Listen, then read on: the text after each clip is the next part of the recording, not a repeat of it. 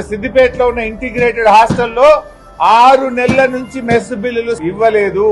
ఈ విద్యా సంవత్సరం ప్రారంభమై ఇలా డిసెంబర్ నెల 3 నెలలు అయితే విద్యా సంవత్సరం ముగుస్తుంది.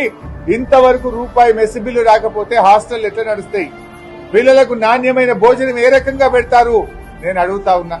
ఆ రేవంత్ రెడ్డికి అన్నం పెట్టే అటెండర్ ను, రేవంత్ రెడ్డికి అన్నం పెట్టే వాళ్ళు ఎవరైతే ఉన్నారో వాళ్ళకు దండం పెట్టి చెప్తున్నా, జర పొద్దుగాల మీరు అన్నం పెట్టేటప్పుడు యాద్ చేయండి. అరే ఆ పిల్లలకు ఇంకా మెస్ బిల్లులు విడుదల కాలేదు, పిల్లలు కడుపు నిండి అన్నం తినలేకపోతున్నారని ఆ రేవంత్ రెడ్డికి అన్నం పెట్టేటువంటి వాళ్లకు కొంచెం అన్నం పెట్టుకుంటా రేవంత్ రెడ్డికి యాద్ చేయండి. అట్లనన్నా ఆ పిల్లలు ఎస్సీ ఎస్టీలు అనేది యాదికి వస్తారు.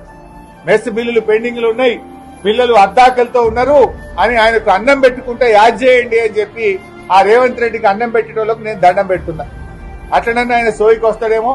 కనీసం ఆ మెస్ బిల్లులు విడుదలైతే ఈ పిల్లలు ఇంత కడుపు నిండి అన్నమన్న తింటారని చెప్పి నేను కోరుకుంటా ఉన్నా.